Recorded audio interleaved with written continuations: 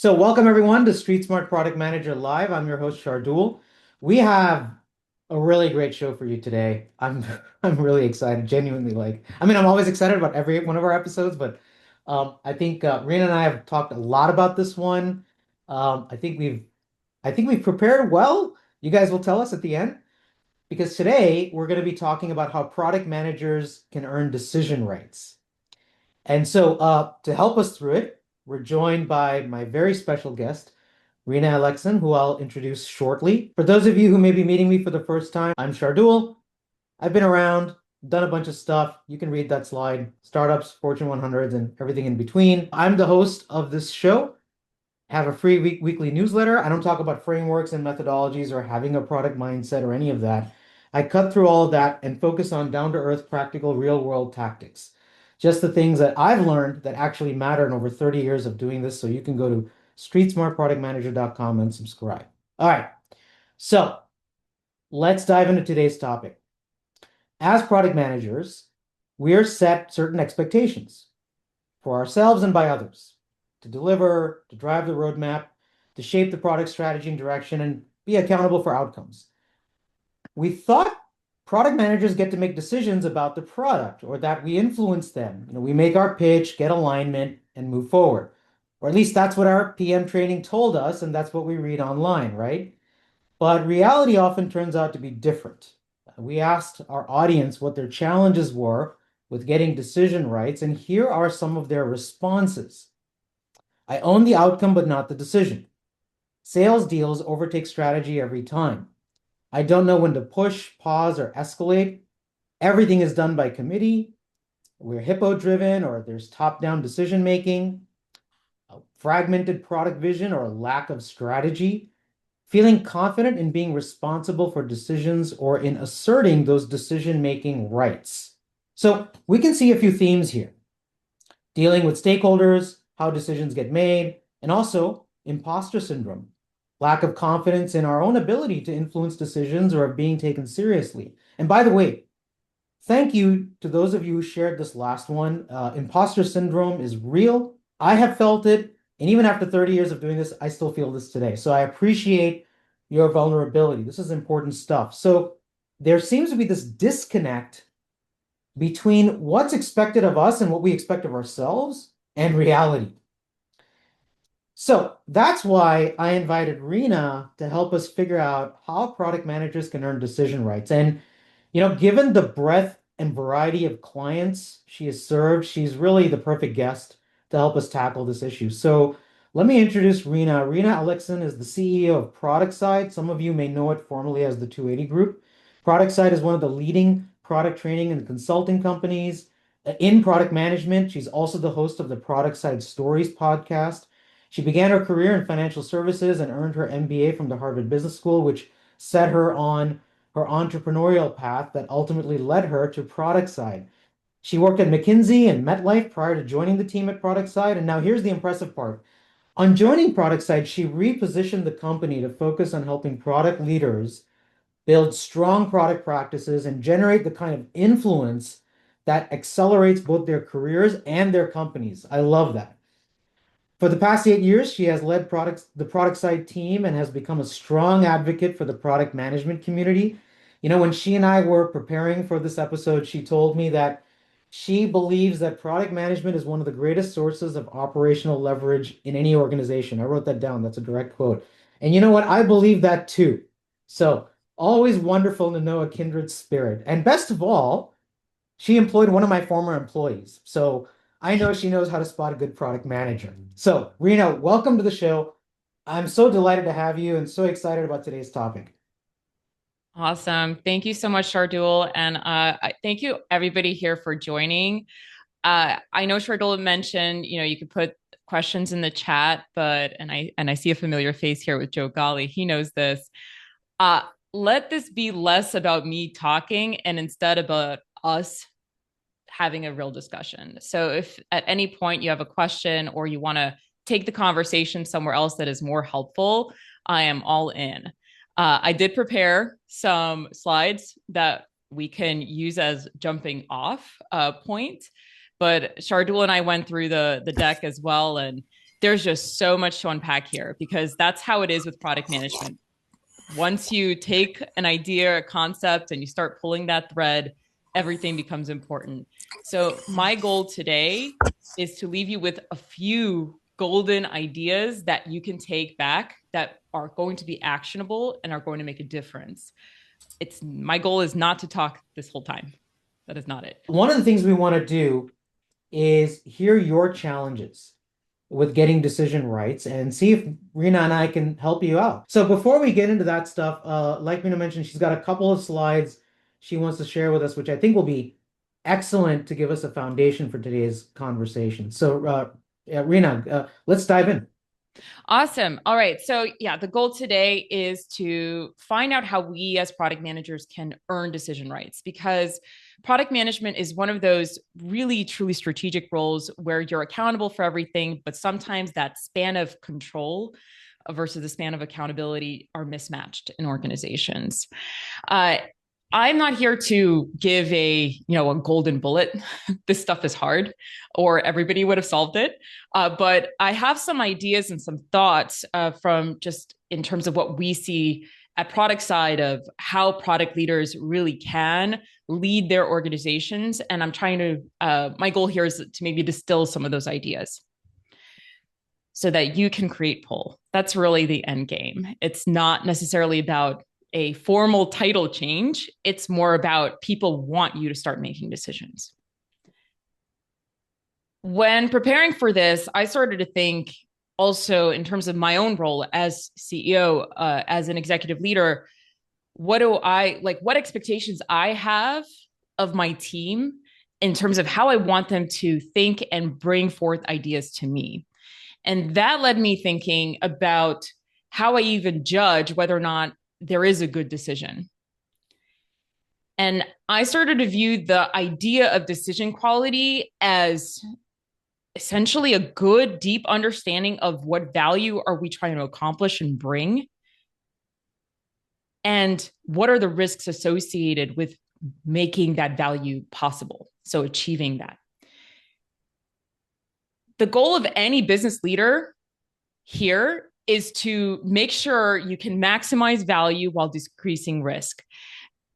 I hope this is not a new idea, but I think it really helps us think both like think of those two as different levers that you can be pulling on. I think that if anybody, but product leaders in particular, get this right over and over again, they will start achieving more pull in their organizations because you will be seen as somebody credible who really understands value and who also can manage risk because risk is there to be managed. You're never going to reduce it to zero. That shouldn't even be the goal because you're probably doing too much there. So, Rena, Yes. there's can, can we dive into a couple of things Yeah. right here, right up? So, because already like my brain is exploding with a bunch of questions. I Yeah. know. So first of all, uh, let me ask some very like second grader questions, right? We say value first, risk second. What exactly do we mean by business impact? Like, what is that business impact that product managers should be targeting? So the numerator, and then risk. We all talk about risk. We love to, but what exactly do we mean by risk? How do we identify the right risk?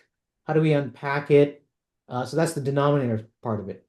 Yeah, sure. I mean, the entire presentation is about those two items, but to kind of make it easy at a high level, value should be articulated ideally in the language of what impact you're driving. The reason why I'm saying that is that if you're selling a commercial product, that will often be that will often be the revenue or the money that you're generating. So that will be defined as how much are people willing to pay you within IT organizations, since they don't often, even though many of them should start measuring their value as downstream impacts on revenue and on profitability, those hard dollars. Sometimes we also find value to be articulated in other terms like time. So efficiency, product predictability, compliance as well could also be a value metric. Um, so that's a really tough one. But at product side, I think we tend to categorize them across 7 levers. And I can kind of go through those maybe right now, and then that could actually be helpful. So, in terms of business value, one is revenue, absolutely. And that could be product managers and product leaders being asked to drive increased like total contract value, actual revenue, Right. but revenue by client as well, revenue from new product lines as well. Another one we view as market share.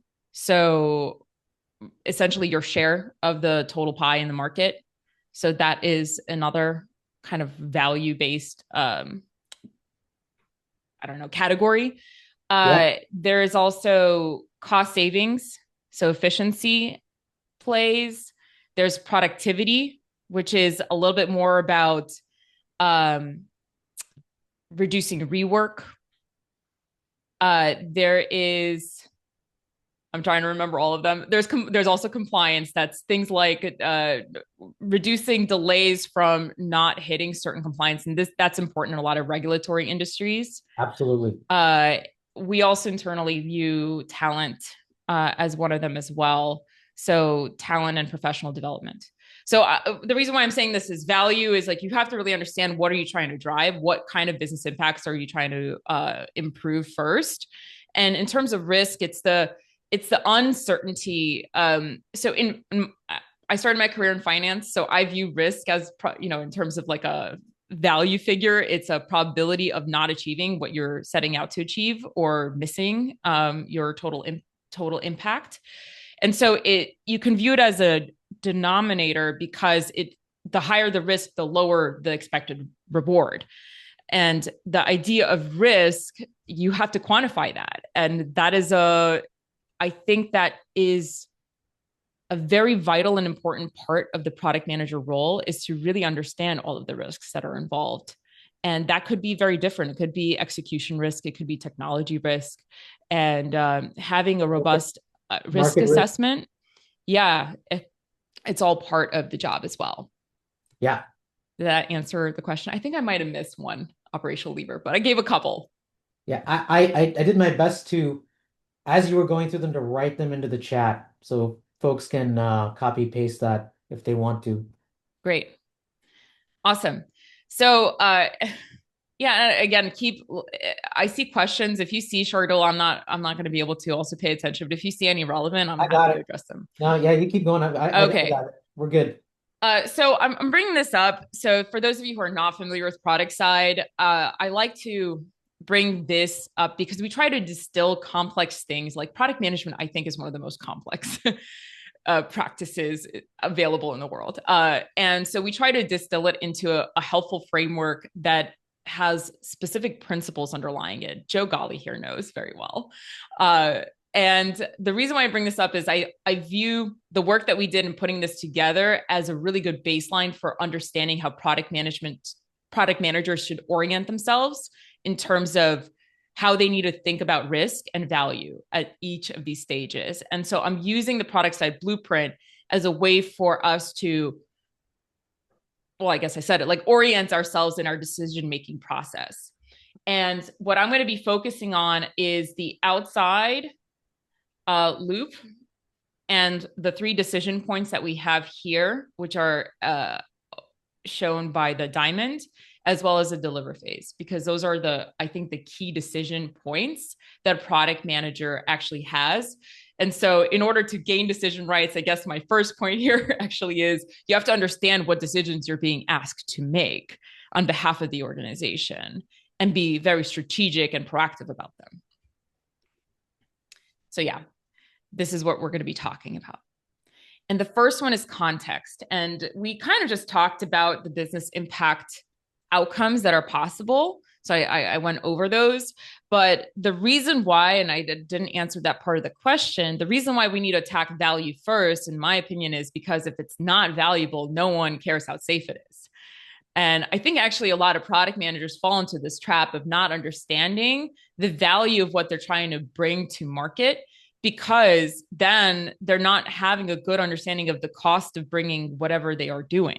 It might be something that is does not have risk, but if it has no value, then you're not actually internalizing all of the resource cost of working on that sprint. And that's a common problem. And I think that can happen if you don't have a guiding light of what are the business impacts that we're trying to drive. This is why it's such a core and fundamental question. Shardul, any responses to that one? Yeah. No, I think see this one is really great. So, we talk a lot about outcomes. Everyone is talking outputs to outcomes, and it's a popular thing to post on LinkedIn for sure. So I think for in product management, it's super important to be very clear on what do we mean by the business impact. And it's a lot of the stuff that you mentioned at the top, Rina. Now, because I know I get this question a lot, maybe you do as well, Rina.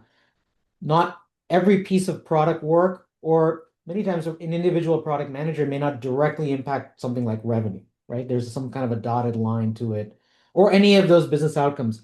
But I think it's really important to number one, understand what is the company strategy? What is the business model that we're operating under? How does the company define business impact? Whatever it might be, right?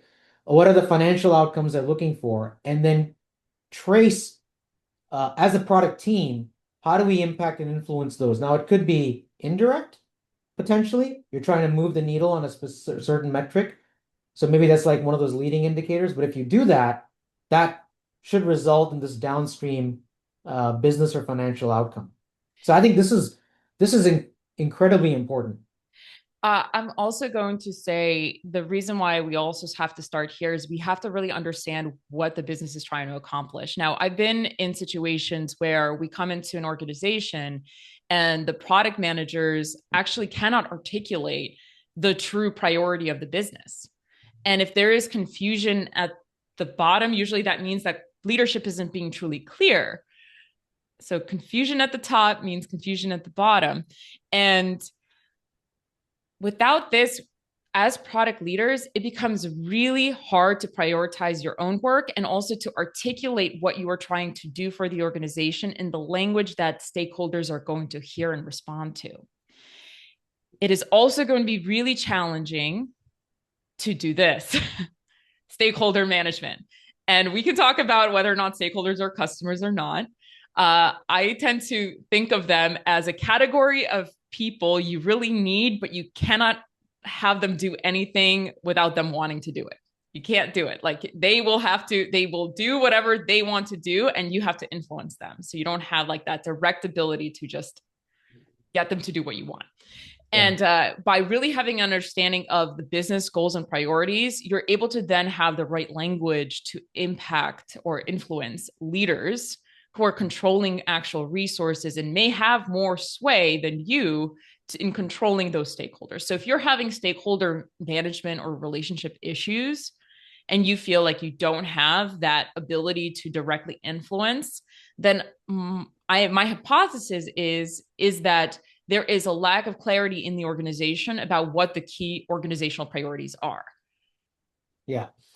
Yeah. So I know you and I talked about this. Like I have never treated internal stakeholders as customers, um, because it gets positions PM into more of an agency model, which I think is very dangerous and harmful. There's probably one exception I can think of in that. But that said, there's a more important point here, which is that the larger point about if you're not clear on the business impact and if you can't speak that language, you're not going to be able to influence stakeholders appropriately. So especially those who work on the commercial side, those who are in customer facing roles within the company, at the end of the day, they don't really care about our product processes and practices and things like that.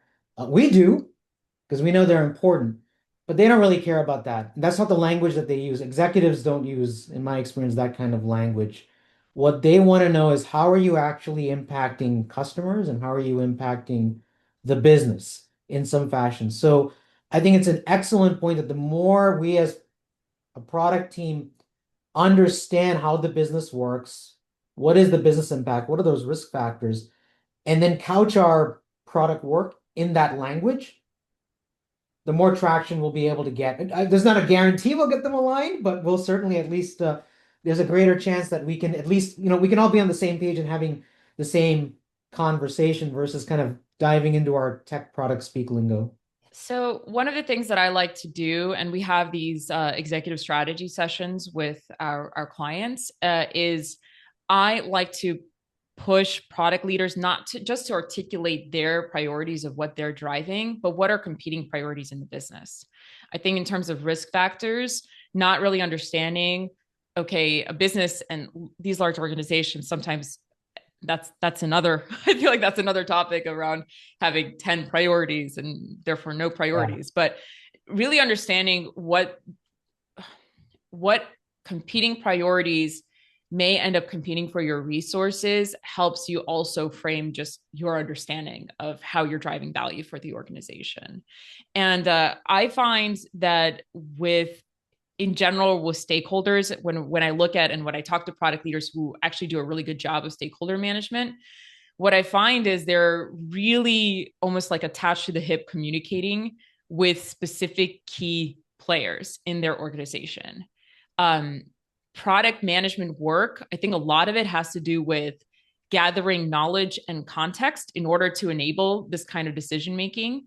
But what I also see is stakeholders not learning, like I want to frame this the right way. In some cases, the communication lands with stakeholders too late, and they miss a lot of that rich context that has driven a decision. And all they get it to hear is the final decision. Right. You hear what I'm Yeah. saying? So, Yeah. what what I've seen great product leaders do is they find a way to make product work more visible in their organization. And Yeah. some of that is having the right conversations. Some of it could be as simple as having product newsletters. I've heard that a few times of just outward communication. And so in order for you to do this successfully, I guess what I'm trying to articulate is one, you need to really understand those business priorities. You need to understand competing priorities. And then you need to have really strong relationships with your stakeholders.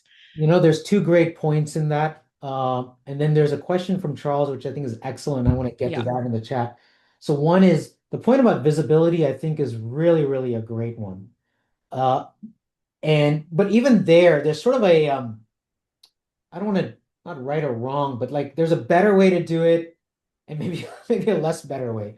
So the less better way I've seen is that the communication is still around sort of features and project Mm-hmm. updates, and it's helpful and useful to a certain extent, but it doesn't help any of your stakeholders translate that to, well, what does that really mean for me? Or if I'm in a customer facing role, what does that mean for my customer?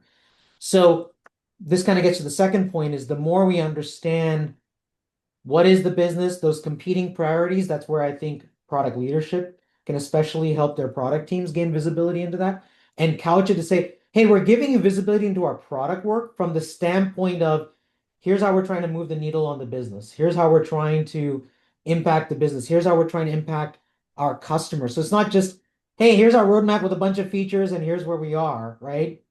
Kind of okay, boring. It's more of like, hey, we're trying to march towards this goal. Here's where we are. Here's the work we're doing related to that. So I think that those are a couple of excellent points. Charles had, So yeah, go yeah, ahead. go ahead, Charles. I'm going to answer Charles' question. So Yeah, I go. want to read it out Yeah. loud for those who end up watching the recording.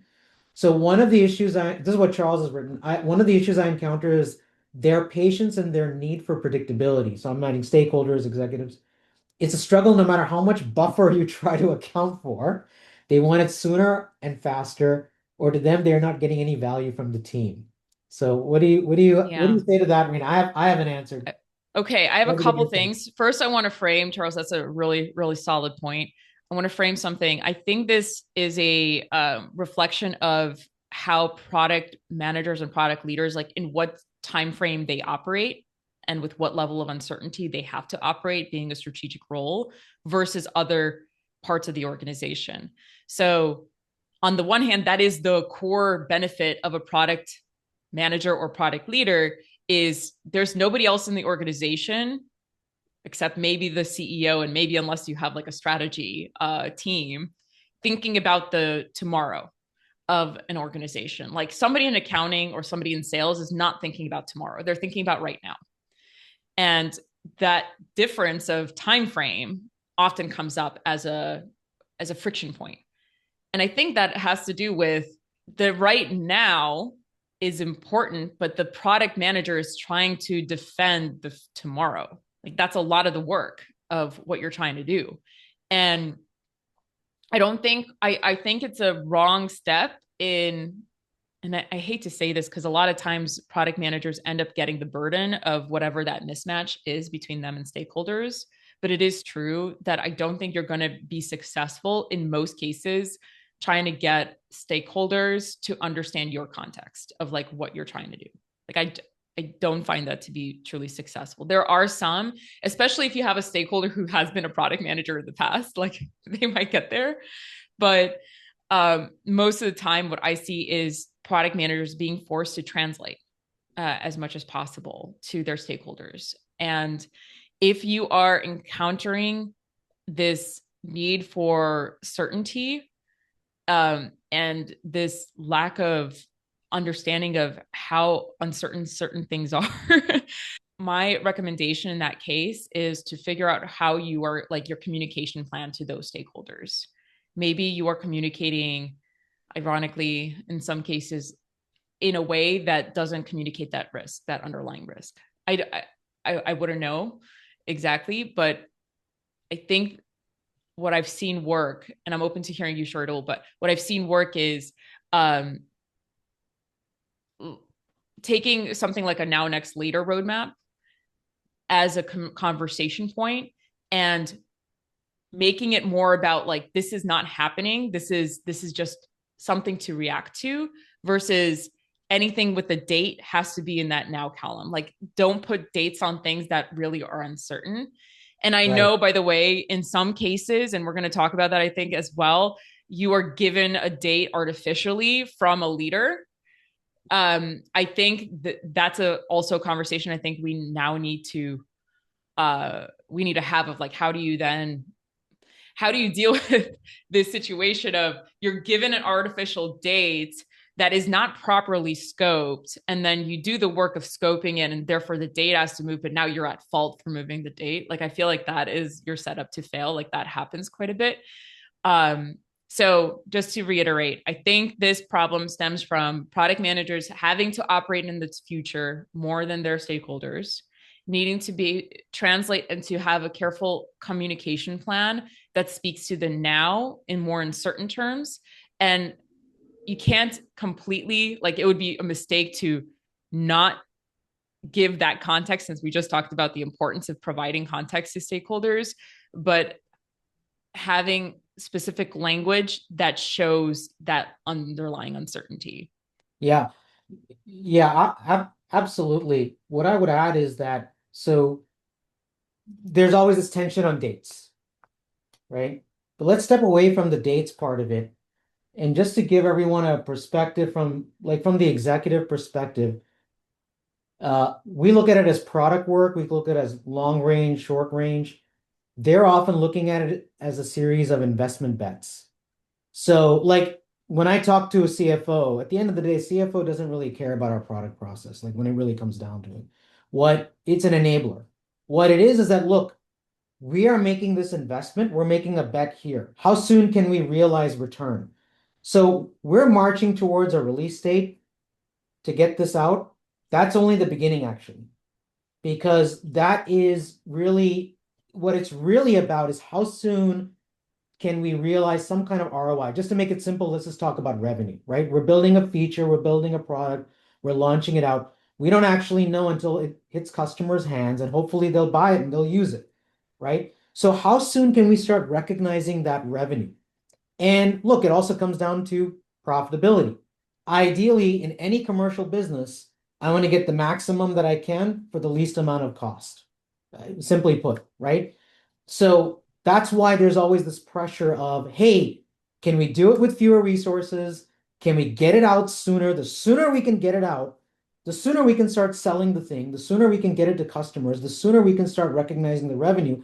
Because, and as CFO once, I had a great CFO mentor who told me, remember, revenue recognition is always a laggard, right? So if you just take your classic enterprise situation, just because the feature now is available, we still got to implement it. The implementation may take another 12 weeks or 6 months, and we can't recognize the revenue till then. So every time we delay and move a date by even a week, number one, it means we're making a trade-off that the product, the R&D team is not able to work on anything else, right? So we've inflated now the cost of developing that feature. There's a cost of delay and an opportunity cost. And furthermore, we've pushed out potentially revenue, which then, that's what gets reflected back up to the board and things like that. So I'm painting it a bit stark and black and white for a reason, but just so you know, that's where the push and the perspective comes. So to Rena's point, when we as a product team go and are communicating some delay in date, right? The more we can couch it in terms of the opportunity costs and the trade-offs, the more we can couch it in terms of the economic or the business impact, in addition to the customer impact, the more we'll be able to get the mind share and say, okay, at least you understand, right? I as a leader get that you have good business judgment. Sometimes dates move because they have to move, right? Especially in the situation that Rena was talking about, where a date is just handed to you and you're kind of going back and be like, I gotta tell them that date is completely unrealistic. It ain't gonna happen. So how can you phrase that? So like in some cases, what we've done is we'll say, okay, we can hit the date, but we're only going to be able to deliver this much, and that means we're not going to get the outcome we want, right? And so you can paint it kind of in those opportunity costs and trade-offs, and then that might help you get more traction.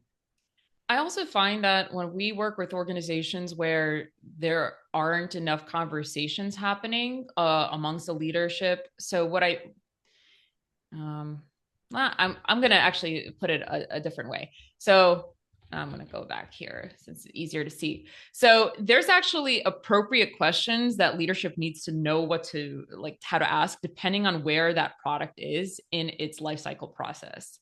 And what we find sometimes is that leaders are asking inappropriate questions up front and expecting answers. And when we are able to like we have like this whole coaching for leaders like outside of product managers specifically because we want the organization to understand what they're actually asking and what questions product managers should be answering because it's answering like the how much like the how do I put this? Answering how you're going to build something when you're trying to investigate, like, is this worthy a worthy problem to solve first? Then puts you in a position of like defending against a leader who's asking you, what are your, what's your go to market plan here? You don't even have a thing yet. And Yeah. that often happens when there isn't a cadence of these like product conversations at the leadership level.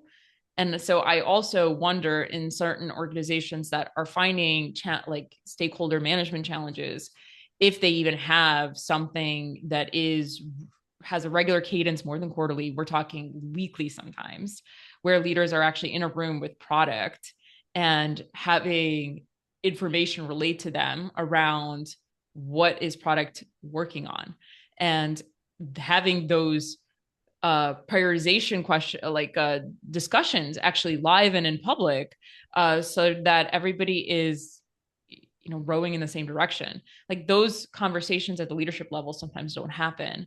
And Absolutely.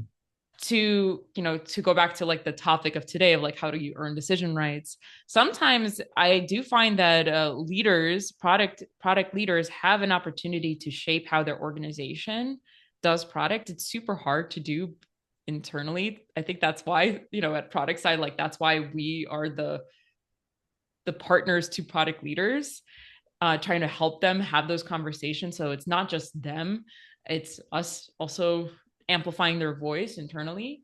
But the date question often happens because too soon is I guess my point is there's so much risk and uncertainty when you're earlier in your product process. And if you're setting dates here, you're setting yourself up to fail. Right. And that's a cultural like understanding. And it's not that you're trying to shy away from the hard work of scoping. It's that it's Yeah. you want to set expectations well, Yeah. and that's not doing it. It is hard. Rina, there's something you said, and I know you have a slide on this, so I'm gonna actually We can fast jump forward there. you. Yeah, I'm gonna fast forward you because there's actually two things I'd love to get to. One is Yeah. something you just said about launch. Yeah. So I know you have a slide on product launch, and I think that's a really important point because what I've seen from product managers, from some product managers and product teams is there's a lot of focus and effort on what I'll call the development of the build part to get to that release date, right? But in order to get it to market, there's a set of activities that have to happen outside of development. And I think that gets missed. And what my experience has been is that oftentimes that's also where you can lose stakeholders because you're so focused on just feature delivery. You don't talk the language of go to market. You're not prepping the org for the launch itself.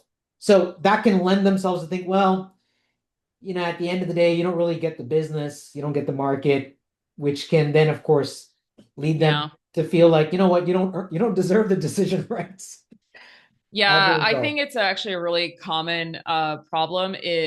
And by the way, that pain that you're talking about, if I'm going to, maybe articulate it, is that essentially there's a almost like silo between product management and go-to-market teams. Right. That it's instead of it being one team, it's like two processes working not concurrently and not lockstep. And the reason why I also put it in here is the biggest issue is that go to market teams are often introduced during the create phase instead of right here, which is you Too have a late. problem. Yeah, Too late you're in the way too process. late. Yeah.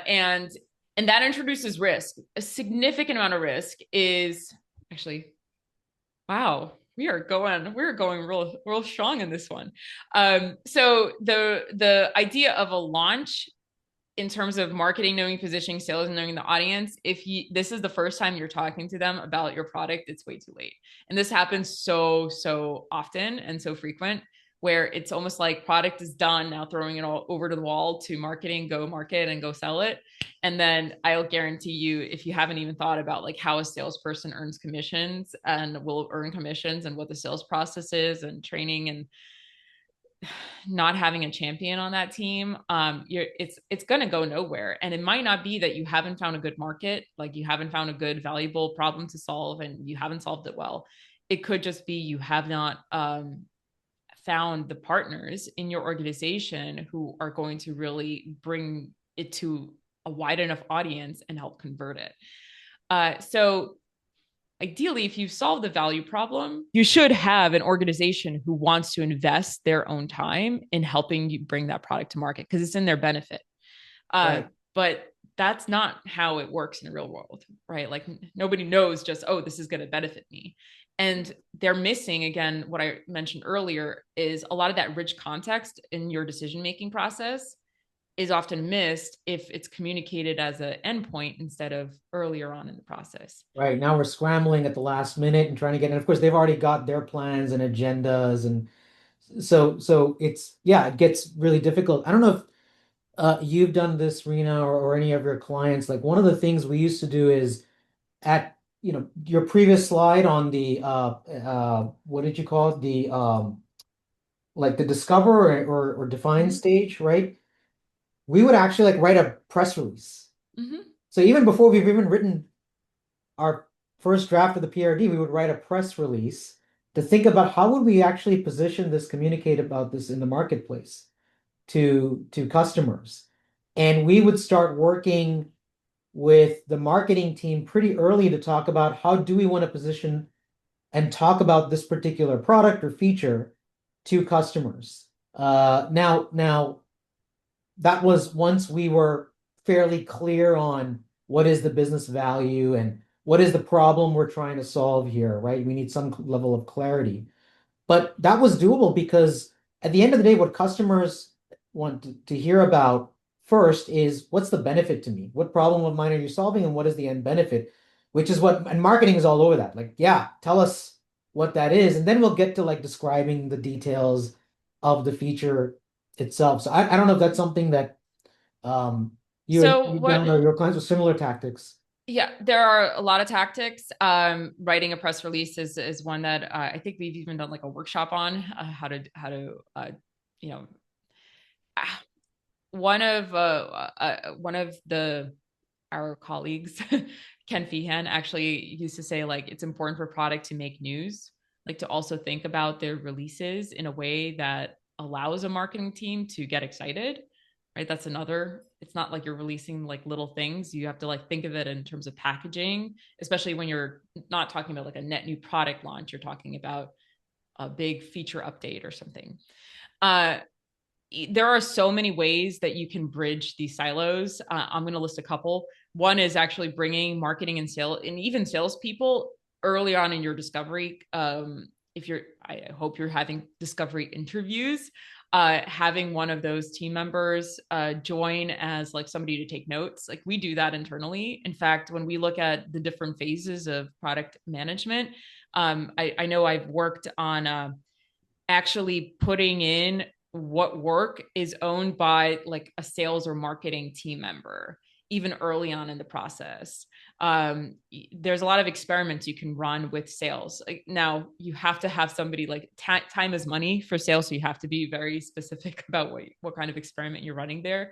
But you can try a like an email, like an outbound like email campaign where you're featuring that feature as like an experiment and see if Right. there's people willing to take a meeting, right? And that's in their benefit because they get more meetings and they can maybe sell their current thing, but get some interest. So there's ways to involve teams, but I guess the biggest no is not having an actual go to market strategy earlier on as you're even defining the solution. You have to be defining the go to market piece of Absolutely. distribution, right?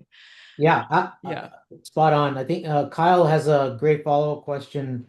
What are some tactics to get internal partners to buy into this perspective? I find less mature organizations often skip the quote definition of release ready when the Mm. product team is not in control of the program slash budget. So let me just understand that. So in immature organizations, what, sorry, can you reframe the question? So what are they So, trying to like? so Kyle, are you there? You want to come off mute and just take 10 or 20 seconds to explain or just expand on your Oh, question? Kyle. Okay. Hey there, trying to understand more how to get organizations to buy into this, right? We were talking a bit earlier about maybe more the project management culture, setting dates, right? I find some of these activities maybe aren't Okay. as valued in certain organizations. Why? Bigger conversation, probably a whole, or I'm Yeah, assuming but that whole. I think that's important, right? I think sometimes people do not value because they don't see what like the what's in it for me, right? They are viewing again. It's I think it has to do with the time frame discussion as well that we had earlier around product managers have to live in the tomorrow and the stakeholders are living in today, and sometimes that clashes. And if people are not willing, they're just like tell me when it's going to be done and tell me what it's going to be done, and I want this button here. Maybe we could talk a little bit about the common PM trap here. Is this similar to what you're kind of like talking about, where you're having executives just say, give me the solution? Like, I already know what I want. So in order to do the issue with this kind of work, and it's really frustrating when you're in product because when things go wrong, you're the one to blame. It's not the process, it's not like the mentality, it's none of that. It's that you didn't execute well, right? And there's nothing you can do then. So in those kind of situations that you're kind of describing, what I would recommend is it's at that point when you're given that solution or you're facing that let's how do you frame it, lack of a definition of release ready and all of that, like when in that moment, that's the time when you need to communicate. And if it's not you, like in terms of your title, you need to find somebody in the organization that has the pull that you need. And over time, you, by leveraging those kinds of relationships, I hope that you would also be seen as somebody who has a good decision making ability. But you need to make those assumptions explicit, because there are assumptions there that they are not thinking about. And so actually writing them down, making them explicit, and say like, okay, I want to work with you to create a plan on how we're going to tackle this. So if the readiness is not there, you need to then say, okay, in order to make this successful for everyone, we need to do this. So you have to really be a leader. You also have to talk about it in a risk management perspective. And I think that's a point that I really wanted to talk about today, is that your job as product manager is to articulate the risks for the organization, because those tend to be invisible. People tend to just forget about them or assume them until it's too late. And so reframing as much as possible in the language of risk, of if we don't do this, then here are some of the issues that we need to solve for first before we get to there, I think is a really helpful and useful conversation. And I don't know if you have found that, but when we are able to have these just genuine, like, I want to help you conversations, I want to help you, and I want to help Yeah. all of us to be successful. Uh, I find that people actually like to have those, and they start thinking, and they're like, oh, okay, I didn't even think about that. And that's when you have that change of like that mentality, that mind shift can happen. And I've seen it happen, by the way, with lots of um, executives, right? Executives get where they are because of how they make decisions, and they tend to rely a lot on their gut because they have experience. And A lot we of are it's pattern able, recognition. right? We are able to still, by just making some of their assumptions explicit to them, change how they're viewing their own certainty. You're basically articulating what they're not seeing. I do find that to be very hard conversation, but also very useful. And the more you have it, I think the more successful you're going to be. And you're going to hopefully avoid being seen as just somebody who's not able to like just get it, like just do the button, just do the thing. Like that's not that's not going to be helpful for your career. Absolutely not. Kyle, as Mark put in the chat, it's not just immature organizations that face this. I'll share a quick story because I had a product manager who was in a similar situation like you described. Definition of release ready. So what this PM was doing, and they were a little earlier in their PM career, okay, just to be kind to them.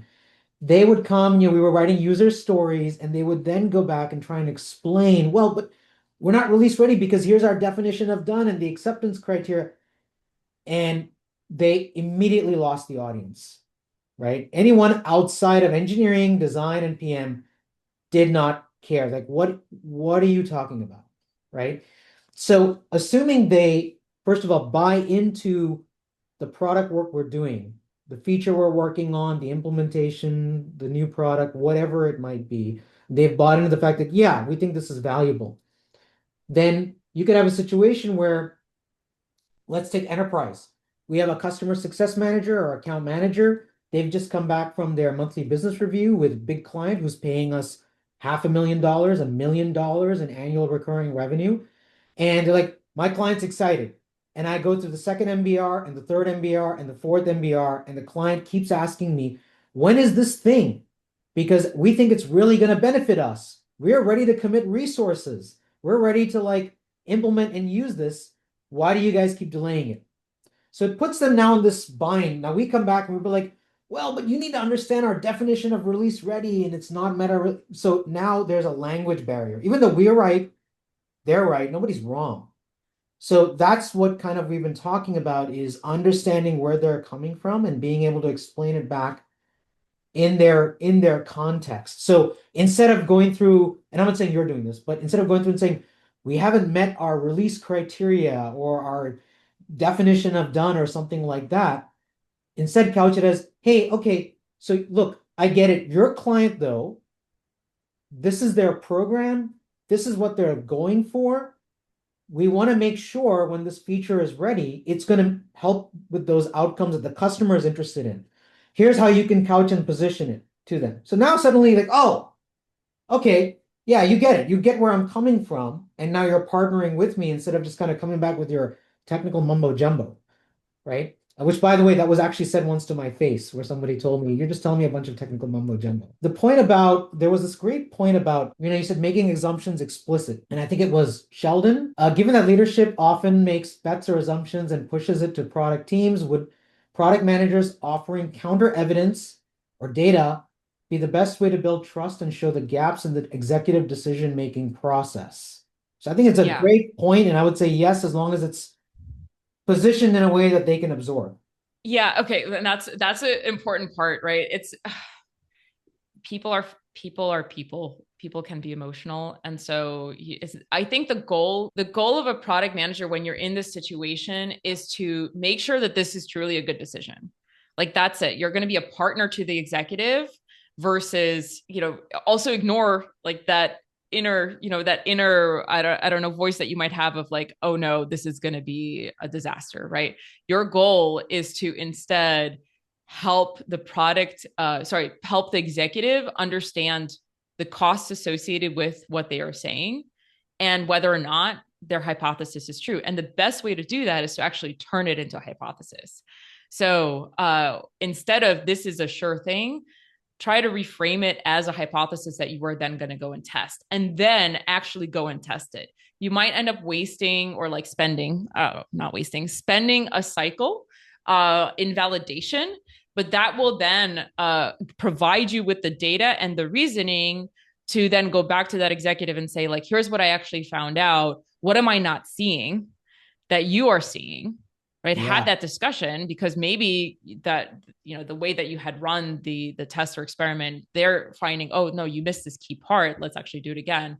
And again, this work, it will take time, and it is quite it is truly taking a lot of time. Sometimes you get in front of customers and get in front of users, but spend that time because it's part of your risk management job around making sure that when you actually attach resources to something and build something, it's really going to truly be valuable for your users and your company. Let's pull up for a second, and I'd love to get for the folks here, your advice on one or two things. One is, so we've talked a lot about product managers, product teams trying to earn decision rights, right? Mm-hmm. We've shared a bunch of tactics.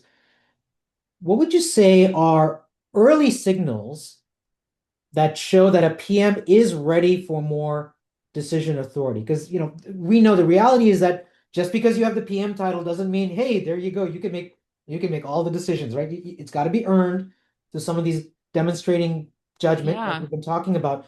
If you're a product leader or any leader, you're looking for those signals from the people. What are those signals that the leader could then internalize, or for that matter, you as a product manager can kind of self-reflect that, yeah, I'm on the right path here. So the way that I would approach this is if and I think I mentioned it at the very beginning, I think a lot of the job of the product manager is gathering context and knowledge in order to make a decision. So the biggest signal for me is that product manager essentially doing the work to get that knowledge, and most of that shows up in their experimentation practice. Like, Mm. how are they actually crafting experiments, and how are they validating their assumptions? So it's essentially what we just talked about. Like, how do they themselves, rather than the executive, make their own assumptions explicit, turn those into credible hypotheses, and then go and test them? I think that's going to be probably the biggest indicator of whether or not that person has earned the right to make more decisions because they're making higher quality decisions. Yeah. I think that's great. And one last one, a lot of product managers tell me, and I'm sure you've heard this, they feel like they're being second guessed, Mm-hmm. right? So if a PM feels like they're being second guessed, what would you advise them is the first thing they should look at in terms of their own decision making? I mean, it's easy to just blame leadership or blame someone else, but let's be honest here, right? If you really want to be successful as a product manager, you're now getting second guessed. What would be that first thing they should start looking for within themselves, within their own decision making? Right. I think Um, Sometimes that has to do with they did not craft the right experiment. There's still some kind of assumption that somebody else has in their head that you did not fulfill. Like there's some Mm. box you did not check for them. And the best way to figure that one out is actually to go and talk to that person. Um, Now, I did have it in a slide, but one of the other recommendations I have is when it comes to risks, your team, other people like in the organization have unique perspectives on what they've seen before, and also just they might have different knowledge than you to be able to assess risks. And so I would also encourage if you're feeling like you're being second guessed, you're probably not having enough of that risk assessment conversation with other people in the organization to prepare to yeah because that's a signal like that's where there's smoke there's fire. That's a signal for you to dive deeper in and not reject. That's actually more important for you to actually figure out where is it coming from, because it could be something you've really missed. I think that's a really great point of taking advantage of the institutional knowledge as you're highlighting, right? So unearthing the assumptions, take advantage of the institutional knowledge. I know we all love to, we're always told get out of the building, and it's important. Get out of the building, talk to customers. But, especially like let's say you're new to the job, you've just started a new job as a PM. Take advantage of that institutional knowledge, and see what underlying assumptions there are. So let me see. So I'm gonna scroll back to the top. If you have a question, go ahead and raise your virtual hand, and then just be patient. I'll call on you. Rina Dipayan, right at the top, actually had a question when you had your value risk equation. He had a really good question. How do you go about coaching your teams through or your clients through this line of thinking? I think there's a couple things. One is I mentioned some of those value drivers. So when we have, we internally, we run through executive strategy sessions, where it's me and a couple members from my team, and then it's also the client team. And we actually select very specific business impact drivers together. And we also talk about some of the things that I talked about today in terms of competing priorities. And so that is one way in which we want to make sure like our clients have a really good understanding of the value that they are driving, because I think that a lot of this is really hard because it's like the quality of your decision impacts the entire organization, right? And that's actually why I said to you that product management is like this amazing amount of operational leverage for any organization, because if you get this right, everybody else is happy. Like marketing can market, sales can sell. And so understanding the business value part is something that we do. It's also incorporated in our training throughout. Like we start with business outcomes and product outcomes as the very first thing that we really talk about in our optimal product management training. And risk is also throughout. We have in our playbook, we have the outcome guided strategy discussion, which I think is really, really valuable. We also have the risk assessment, which I think also has that helpful hint around make sure you bring this to just about every team conversation and have it as an agenda item. There was a question from Brent, which I think is worth just touching on real quick, Rena. He was asking, are we talking about perceived value and perceived risk rather than realized value? Oh, that's a good Realized risk. question. Yeah. I mean, at the beginning, you don't really know. So So it yeah, is, it's perceived. yeah. And it's I think in general, when you quantify risk, it's usually perceived unless you're facing it, because it's a probability of something going wrong. The one exception might be like a compliance or regulatory risk where like there's known Right. fines and things like that. Sure. Right. Yeah, yeah, yeah. Sure. And then I think the reason why it's actually important to have that perceived value upfront is because you need to have it upfront as a guess so that you can actually measure it at the end.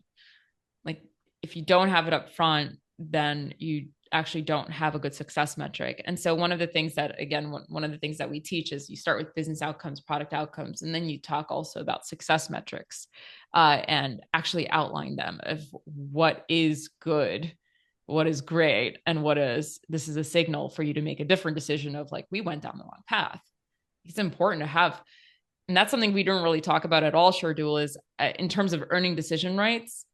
I think one way to do that is to make really hard decisions about killing products, kill them Yeah. early in the process, and also being able to articulate why like a product that is already live and out in the market needs to be retired. I think Yeah, that's a that could be a really follow-up strong, episode yeah, for end us of because life. I could easily just dive into that one.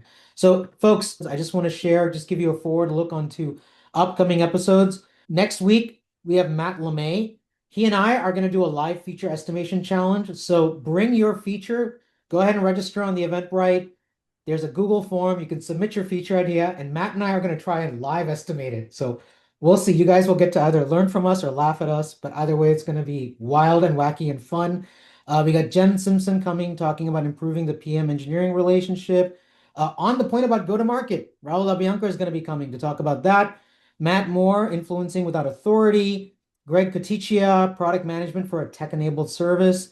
Todd Blackier, who I know some of you here know him. He's going to be coming to talk about managing up, influencing executives. So we've been touching on that as well. Saeed Khan, the disconnect between PMs and product leaders. Grant Elliott, how product management lost its voice and how to reclaim it. Shobit Chug will be coming to talk about to decode product manager job descriptions, most of which I think you'll agree are terrible. So what can you do? And we've got Jana coming and Rich later on this year. Thanks everyone for joining in. Rina, thank you so much. This was great. I think we could have easily obviously gone for Yeah. several hours more, but we tried to cover I think as much as we possibly could. Thank you so much for joining, Rina. Thanks everyone for joining. Have a great weekend. See you. Talk to you later. Bye, everyone.